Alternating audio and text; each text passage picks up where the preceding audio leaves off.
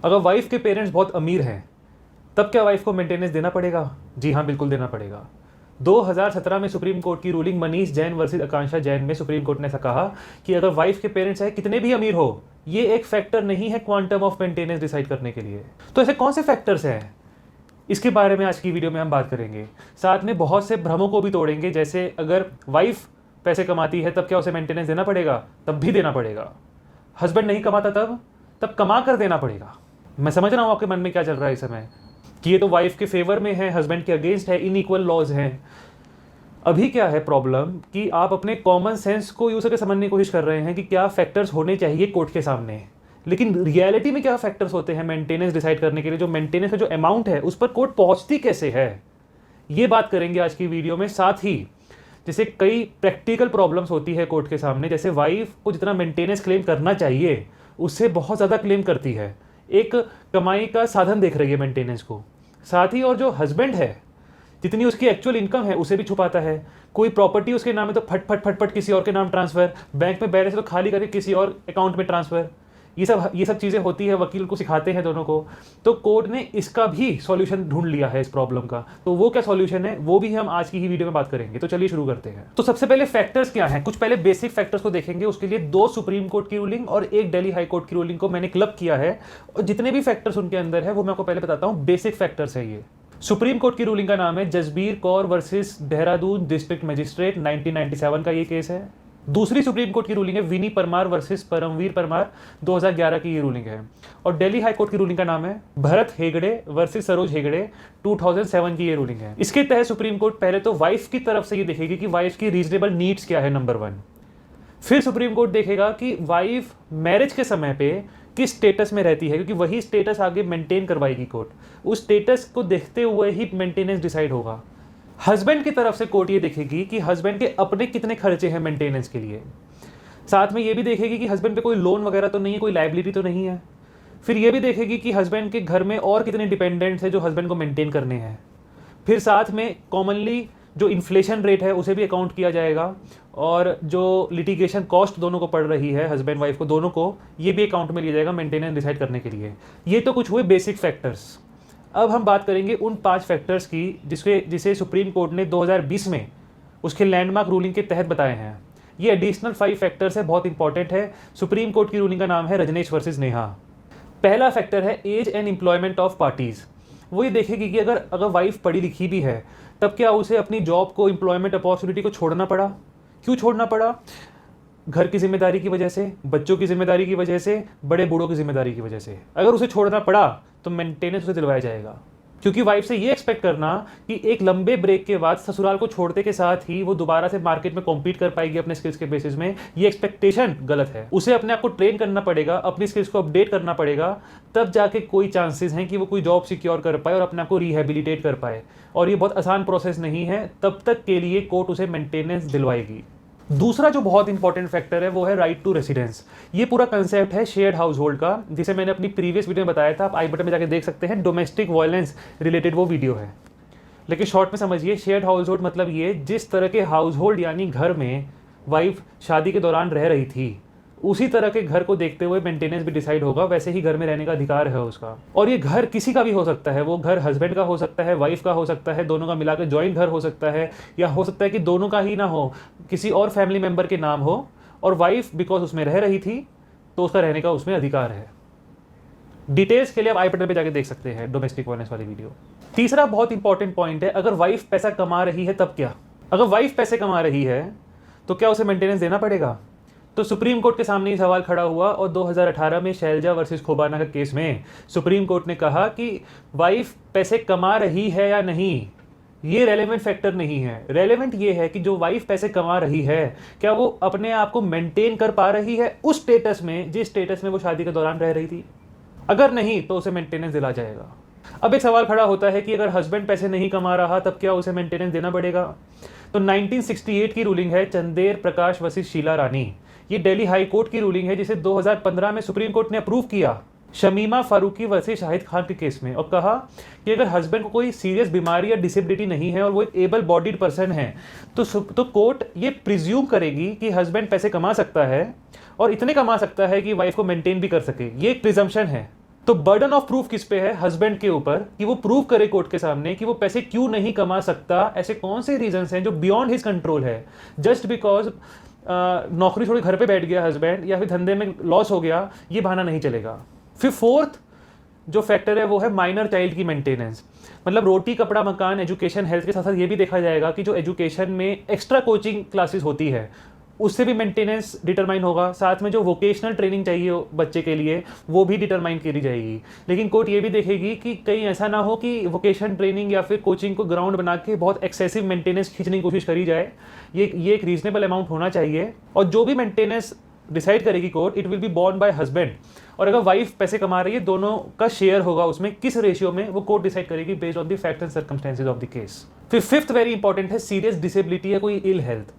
अगर वाइफ की कोई इल डिसेबिलिटी है तो ज़्यादा मेंटेनेंस दिलवाया जाएगा। बच्चे की कोई इल हेल्थ है तो बच्चे के लिए मेंटेनेंस बढ़ा जाएगा। हस्बैंड की इल हेल्थ या डिसेबिलिटी है तो उसे मेंटेनेंस कम देना पड़ेगा। अगर हस्बैंड ने किसी और डिपेंडेंट की डिसेबिलिटी है तो क्योंकि हस्बैंड को उसे मेंटेन ज़्यादा करना पड़ेगा, इसलिए वाइफ की मेंटेनेंस हो सकता है कम हो जाए। तो कोर्ट ये सारे फैक्टर्स भी देखेगी। अब प्रैक्टिकल प्रॉब्लम क्या है कोर्ट के सामने? मेंटेनेंस ऐसा तो है नहीं कि आज एप्लीकेशन लगाई कल हाथ में आ गया मेंटेनेंस, इसमें लगते हैं सालों। तो जब तक मेंटेनेंस नहीं मिल जाता तब तक के लिए इंटरिम मेंटेनेंस कोर्ट दिलवाती है कि तब तक तो केस आगे बढ़े, वाइफ लड़ पाए मेंटेनेंस का केस। ध्यान देने की बात यह है कि मेंटेनेंस या इंटरिम मेंटेनेंस हस्बैंड भी क्लेम कर सकता है, वाइफ भी क्लेम कर सकती है। लेकिन हस्बैंड अक्सर करते नहीं क्योंकि नॉलेज नहीं है। अगर आप चाहते हैं, अगर आपको लगता है कि मुझे वीडियो बनानी चाहिए कि how husband can claim maintenance from wife, तो बताइए कमेंट बॉक्स में। साथ में अभी वीडियो के लिए हम एग्जाम्पल ले रहे हैं कि वाइफ मेंटेनेंस या इंटरिम मेंटेनेंस क्लेम कर रही है। तो section 24 of Hindu marriage act और section 24 of Hindu marriage act है उसका proviso, to be very specific, और सेक्शन 125 ऑफ सीआरपीसी का थर्ड प्रोवाइजो ये कहते हैं कि कोई अगर प्रोसीडिंग्स है इंटरिम मेंटेनेंस की, वो 60 डेज के अंदर डिस्पोज ऑफ कर दे कोर्ट। लेकिन इसको लिखने के बावजूद भी सालों लगते हैं। सालों क्यों लगते हैं?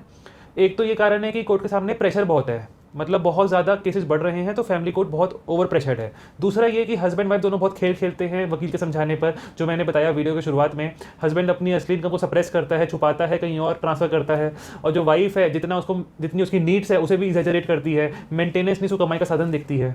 तो इस डीले से जो पर्पस है इंटरिम मेंटेनेंस का वो डिफीट हो रहा है। तो इसीलिए इसको स्ट्रीमलाइन करने के लिए प्रोसेस को एक सॉल्यूशन निकाला है कोर्ट ने।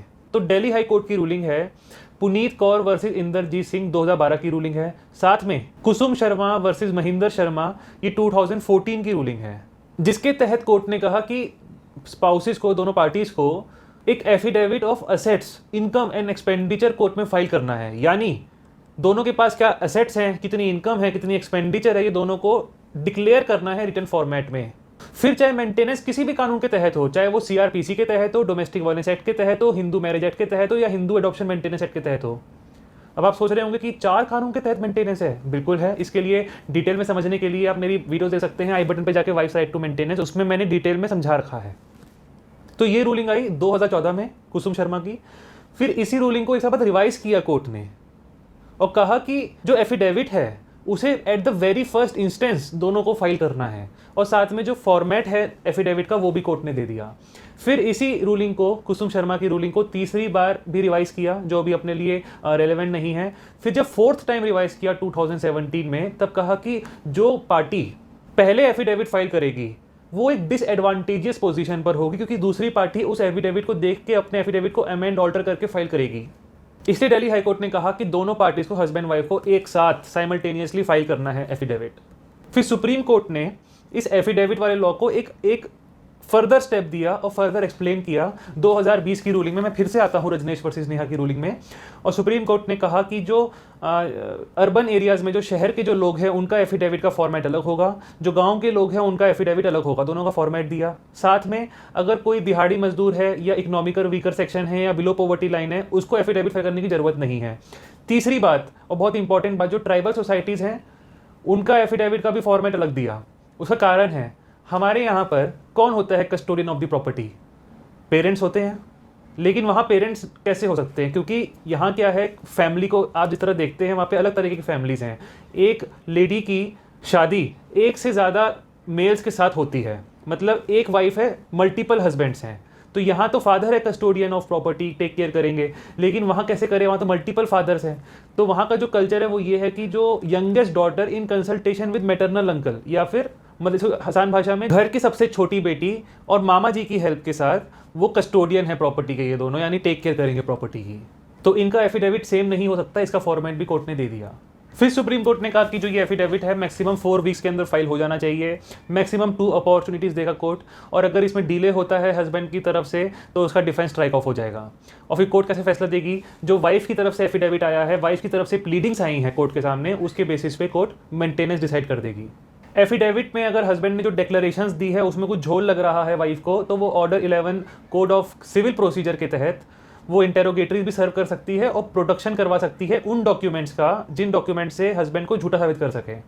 अगर कोर्ट को झोल लग रहा है तो वो 165 एविडेंस एक्ट के तहत प्रोडक्शन करवा सकते हैं डॉक्यूमेंट्स का। साथ में जो ऑर्डर 10 है सीपीसी का, उसके तहत एग्जामिनेशन भी हो सकता है।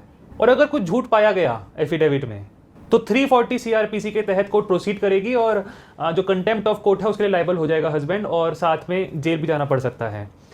ध्यान देने की बात इसमें यह है, अगर कोई ड्यूरिंग दी प्रोसीडिंग्स कोई फाइनेंशियल पोजीशन में फ़र्क आता है तो फिर हस्बैंड अमेंडेड एफिडेविट या फिर जो सप्लीमेंट्री एफिडेविट है उसे भी फाइल कर सकता है। कंक्लूजन में मैं ये कहना चाहूँगा कि ये कोर्ट के प्रोसीजर हर स्टेप पे बहुत कॉम्प्लिकेटेड है और कॉम्प्लिकेसी बढ़ती जा रही है।